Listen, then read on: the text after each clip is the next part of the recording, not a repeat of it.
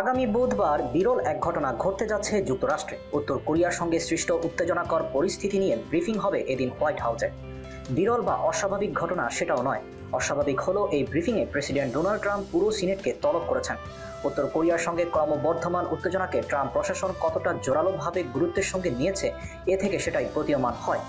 এরই মধ্যে দক্ষিণ কোরিয়ায় পৌঁছেছে 154টি ক্রুজ ক্ষেপণাস্ত্রবাহী যুক্তরাষ্ট্রের ডুবোজাহাজ বা সাবমেরিন USS মিশিগান। এতে উত্তর কোরিয়ার সঙ্গে যুক্তরাষ্ট্রের যুদ্ধ শুরুর আরও একটি আলামত ফুটে উঠেছে। আর এতে একের পর এক পারমাণবিক অস্ত্র ও ক্ষেপণাস্ত্র প্রযুক্তি পরীক্ষা চালিয়ে উস্কানি দিয়ে যাচ্ছে উত্তর কোরিয়া। সোমবার জাতিসংঘ নিরাপত্তা পরিষদে পরিষদের সদস্য দেশগুলো যুক্তরাষ্ট্রের সঙ্গে সাক্ষাৎ করেছেন ডোনাল্ড ট্রাম্প। সেখানে তিনি জোর দিয়ে বলেছেন, উত্তর কোরিয়ার পারমাণবিক অগ্রগতি বন্ধ করার বিষয়টি সমাধান করতে চায় যুক্তরাষ্ট্র। এই খবর দিয়েছে লন্ডনের অনলাইন গার্ডিয়ান। জাতিসংঘ নিরাপত্তা পরিষদে ওই বৈঠকে ট্রাম্প বলেছেন, উত্তর কোরিয়া এখন যে আচরণ করছে তা মেনে নেওয়া যায় না। তাই তাদের পারমাণবিক ও ব্যাপক বিধ্বংসী ক্ষেপণাস্ত্র কর্মসূচির বিরুদ্ধে আরও কঠোর শক্তিশালী অবরোধ করতেই হবে জাতিসংঘ নিরাপত্তা পরিষদকে। তিনি আরও বলেন, বিশ্বের জন্য একটি বড় সমস্যা হলো উত্তর কোরিয়া। এটা এমন একটা সমস্যা যা আমাদেরকে শেষ পর্যন্ত সমাধান করতেই হবে। একই পরিষদে বিভিন্ন দেশের পররাষ্ট্রমন্ত্রীদের সঙ্গে একই ইস্যুতে আগামী শুক্রবার বৈঠক করার কথা রয়েছে যুক্তরাষ্ট্রের পররাষ্ট্রমন্ত্রী রেক্স টিলারসনের।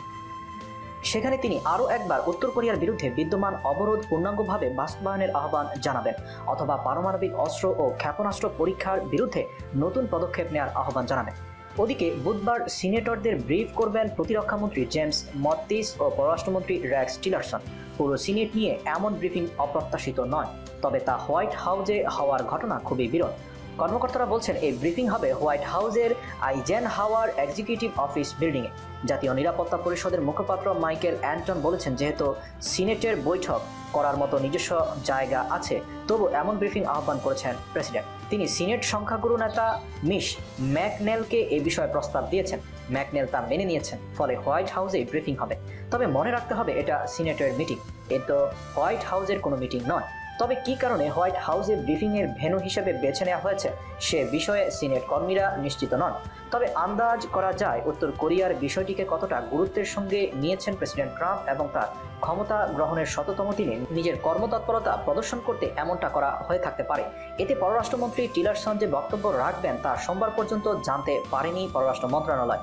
ওদিকে জাতিসংঘে নিযুক্ত যুক্তরাষ্ট্রের দূত নিকি হ্যালির কাছে জানতে চাওয়া হয়েছিল, পিয়ংইয়ং যদি আরও পারমাণবিক পরীক্ষা চালায় তাহলে যুক্তরাষ্ট্র কী করবে। নিকি হ্যালি জবাবে NBC নিউজকে বলেছিলেন, আমি মনে করি তখন প্রেসিডেন্ট নিজেই পদক্ষেপ নেবেন, কি করতে হবে সে বিষয়ে সিদ্ধান্ত নেবেন। সোমবার তিনি বলেছেন, উত্তর কোরিয়ার সঙ্গে যুদ্ধ চাইছে না যুক্তরাষ্ট্র।